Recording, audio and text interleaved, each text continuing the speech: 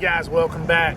What we're going to do right now is we're going to scan this dock again. We're going back fishing. I've got a new plan of attack here. Still got a bunch of minnows. We're going to change our tactics up a little bit, use a little bit shorter rod and see if we maybe can pitch it up under the dock. That way we're not having to fight the dock and get back. So what we're going to do is we're going to scan the dock as normal and see if they're actually under this dock. Now if they're not under the dock, we're going to run the other end of the lake. There's another dock and some big brush piles down there. And also going to do a little bass fishing with our custom swim baits that we make, the GG custom swim baits. I've sold a lot of them, and I tell you what, and really enjoying making these and selling these to you guys. But let's come along. First, let's check out the dock here. And what I'm going to do is, like I said, I'm going to scan by the dock and we'll see if there's anything under it. If there is, we're finna go to work, baby. Let's go. All right, guys. That's the definition of TVG right there starting off. But let's dive into the screen and actually what it is. TVG is time varying gain. Now, what is time varying gain? It is, for example, when a 1 pound fish is at the top of the water column, it will naturally have a good, strong return because the signal is short to the fish or the object and then back to the transducer when it picks up the signal and interprets it. The problem is that same fish or object down deeper in the water. As the signal goes down, you naturally lose some of the signal. It weakens, then hits the object and returns, and some of it on the way back up weakens and returns. So that is what TVG is. TVG stabilizes those returns at the bottom of the water column so they match the ones at the top of the water column. Now that has a twofold, double effect here. By doing that, it's also going to help clear up the upper portion of the water column. Now, understanding that, knowing that going too far, if you use too much TVG, you could have negative results, meaning that it's going to start to filter out too much and even start to take away from what you're wanting to see. It may take away from your jig. It actually will start to filter away some of the smaller branches and things like that. But in a way, if you're trying to see deep into a bush, that could help. So it's always about finding that fine line.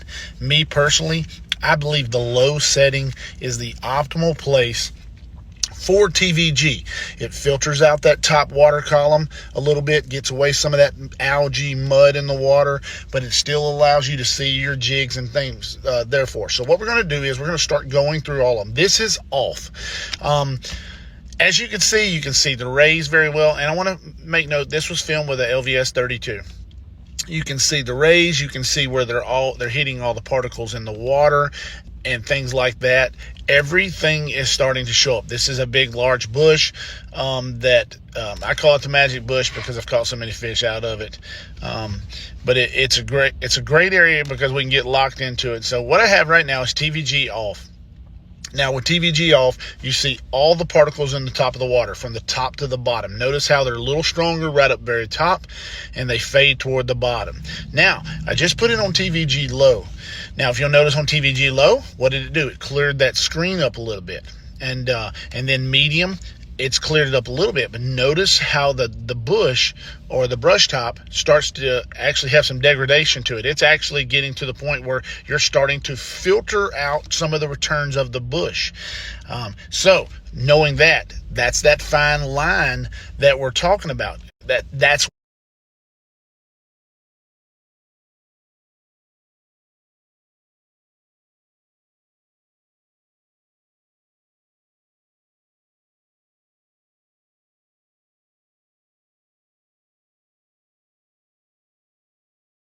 went a little too far. If you're trying to see deep into the bush, maybe so, but I believe you're going a little too far. So that's why I always suggest and I always set up my clients with a low. Low is the best place to go. But what we're going to do also is we're going to take a look at a jig in the water and some stuff like that. And then what that's going to do is going to show you how it can affect seeing not only your jig, but it can also affect seeing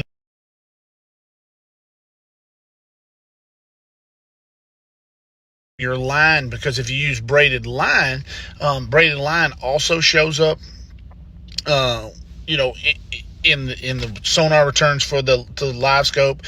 So what we're going to do right now is we're going to drop a jig down in the water, and we're going to turn it completely off. Now you notice you can see the line real well. You can actually see the oxygen bubbles from, actually what you're seeing is the oxygen bubbles from the line in this particular one. Now we're going to turn it on low.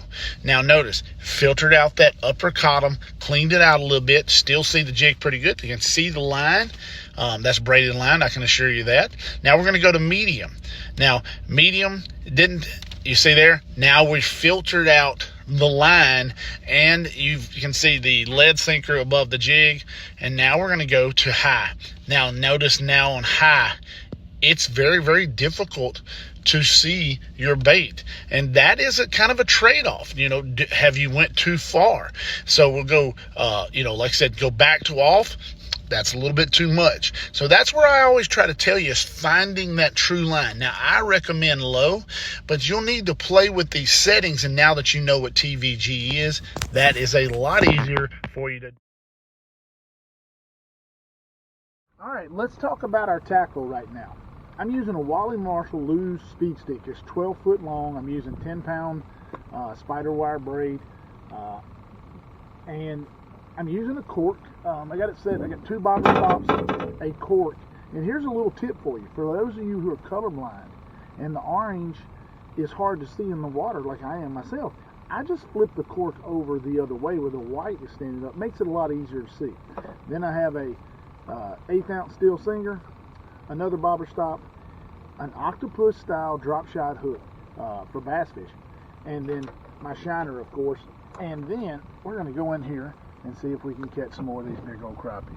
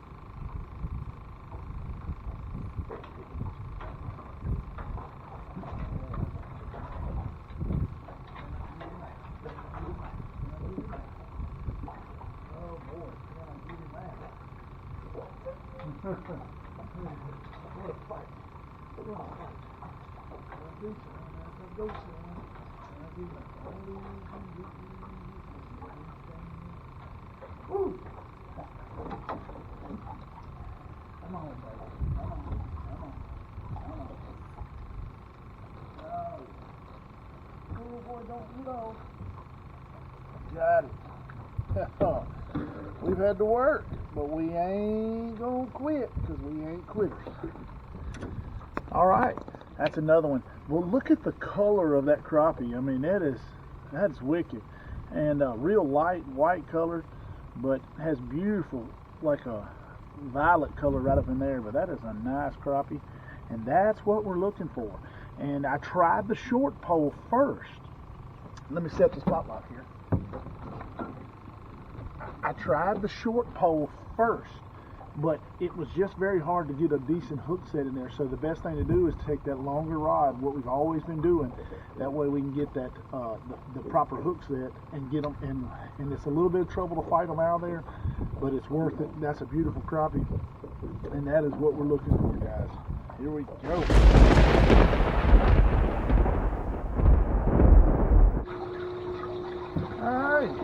So what we're going to talk about right here is, I've decided since I was in here last how much harder it is to manipulate the longer pole. So of course I've went and got a 5-foot pole, and this 5-foot pole is going to allow me to get in there and present the bait a little bit easier, set the hook, and maybe get a few more out of there. So let's give this a shot right now.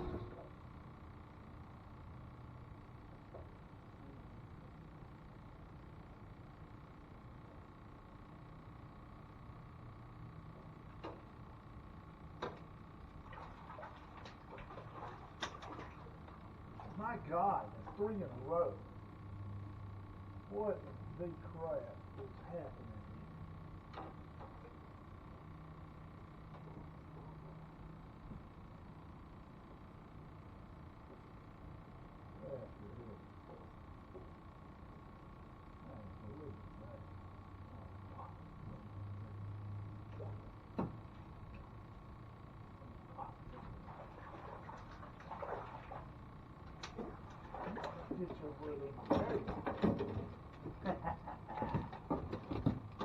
All right, there we go. Ooh, got a little cramp, Oh boy, a little cramp on that one. Still cramp.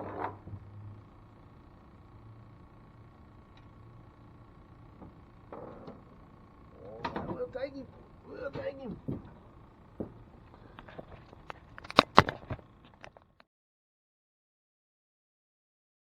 Go through each adjustment and gain. It'll be listed on the screen, and to show you how much adjusting gain does. This is 50% gain. As you can see, I've lost all. There is no ghost tree. There are no artifacts in the water. But it doesn't show any detail. I mean, you got a tree out there about 28 feet, and it just doesn't show up any that much. So here I am. I bumped it up to about 55 gain. Starting to see a few bait fish in the water at about 6-foot depth, out to about 25 feet. The tree's starting to show up. Even starting to see some white perch at the bottom of that tree right there. And that's what we're looking for. But I like it a little bit more. So let's go ahead and make some more adjustments. Here's 60% gain. Now look at those bait fish start to show up. And now you can start to see the white perch hiding in the trees. And even some bait fish right below the boat. This was a real windy day. So I was trying my best to stay on this while I was filming it. Now here we are bumping it up to 65, which is real close to what I consider optimal. But look at those large balls of bait fish starting to show up. You got the detail, but if you look up in the top left-hand corner of the screen, you're starting to see that the ghost tree, I guess what people call it, but that's not really ghost tree, but a lot of the artifacts in the water. Now we're up to 70%, and now 75, and you can see it's starting to blow the screen out, and the ghost tree is really taking effect. It starts at about 22 feet out and curves all the way down to about 10 feet. You can still see fish and game fish in there, but it's just not optimal. So I'm going to back it down to about 68 or so. What I feel is optimal for me on this body of water. It could be different on yours, because I like to see the detail in the water. I want to see.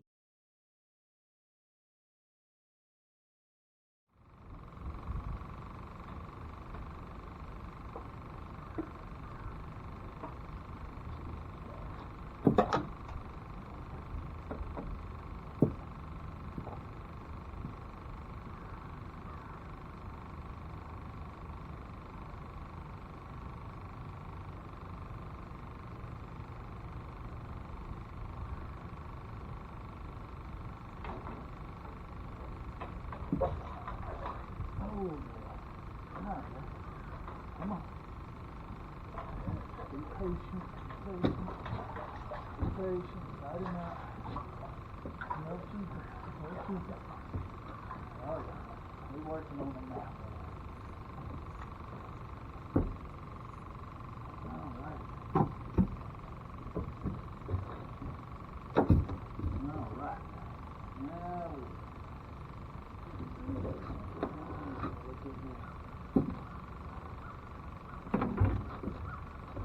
Now boy, there's another Another keeper, another good fish. Not a giant, not as big as we've been catching out here, but we're having to work for these today. And just beautiful colors, having to work for them really hard, but we don't care.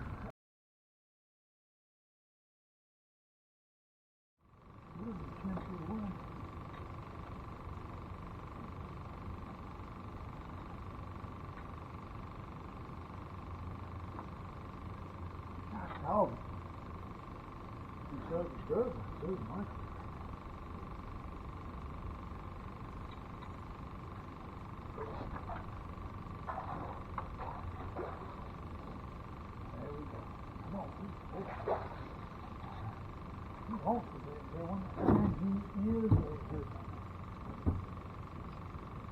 Yes, sir.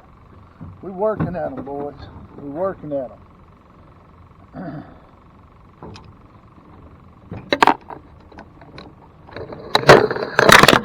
We are working at them, and we are having a blast doing it. It is the toughest day.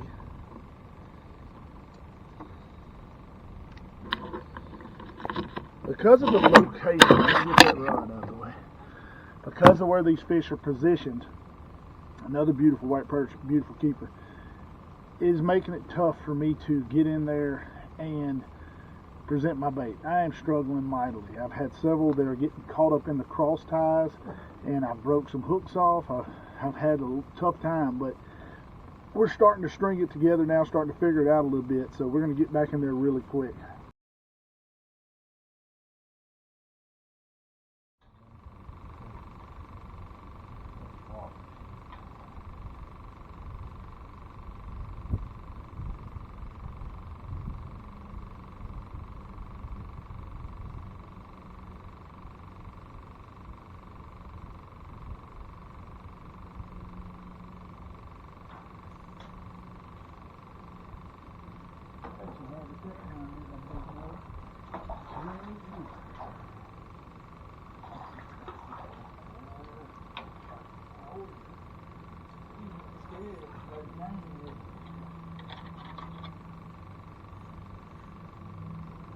That's probably a lot of the reason I miss it. But that's okay. I'm going to cut your head off just the same. I'll let you get that a little bit longer, though, and when I dig.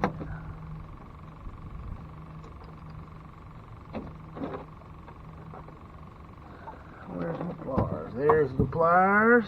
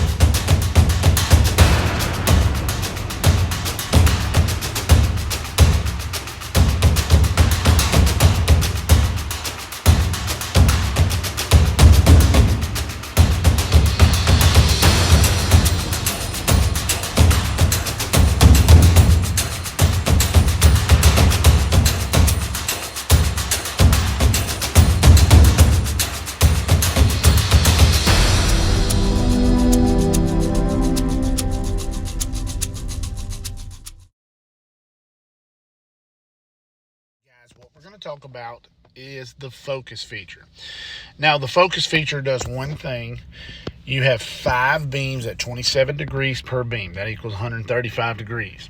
Now, what happens is when the transducer receives the information back and sends it to the unit, sometimes the unit doesn't perfectly line these 5 beams up and stitch them together for a great picture.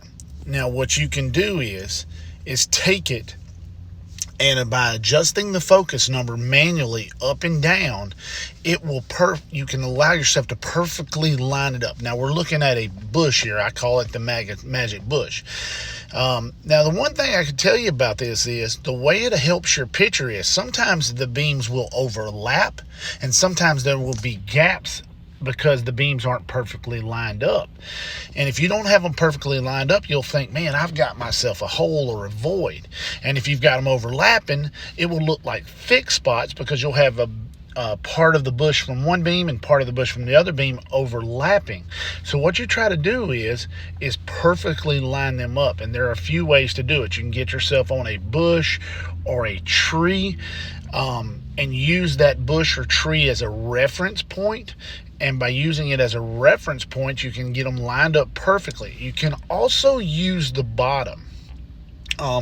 If you're looking for it, you go into Sonar setup, you go into installation, and you'll see focus right there. A lot of times it's going to be on auto fresh, but you see as I'm adjusting it up and down how it changes. What it looks like is changing the angle. What it's doing is just changing the alignment of the 5 beams. And by lining those beams up, it'll make sure everything is in perfect alignment. Therefore, you get the cleanest, purest picture. Now, this video was filmed with the LVS 32. I can tell you that the LVS 34 is much better with beam stitching, has smoother. The edges or places where the beams stitch together are much smoother.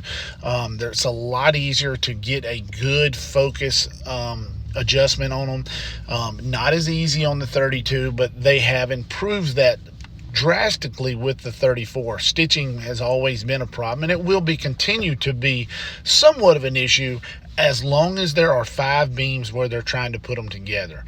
But you can see right there, I've went too far and almost made the bush disappear because what I'm doing is I'm overlapping it and it's going away. And then sometimes you can go to the extreme the other way and create holes or spots in between the beam where it looks like there's nothing, and that's just because you got 2 beams where they're actually not meeting and matching up. Now, focus is something that I tell everybody to do. Just take your time and do it right, and you'll have fantastic results.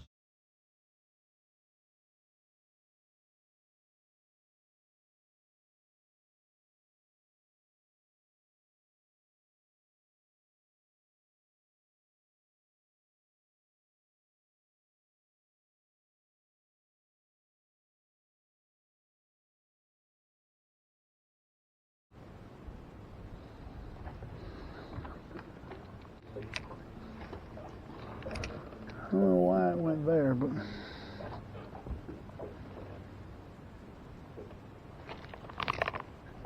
you talking about a fine one, son.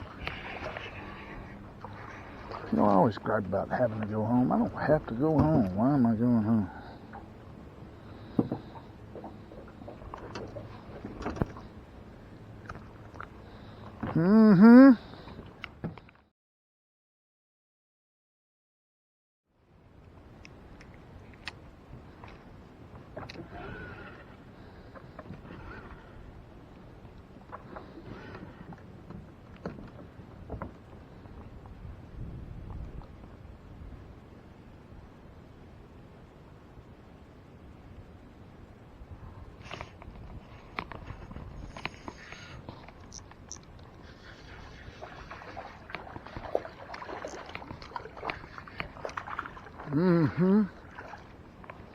Sometimes you catch your biggest ones on the Roadrunner. I mean, you just, man, you can watch it on the Livescope. So pretty come back. All right, guys, another great day on the water. We did not get on any bass. Only caught 1 bass. But man, I got on white perch. But they were very difficult today. The lake has dropped another foot. It makes it easier to get into the dock, but also the cross members come into play more and more now. And I probably broke off 5 or 6 just because they wrapped me up under the cross members. But we're going to take one more look at the boat dock as we pass by. We're going to take a little side image and look at it, and we'll see what we see.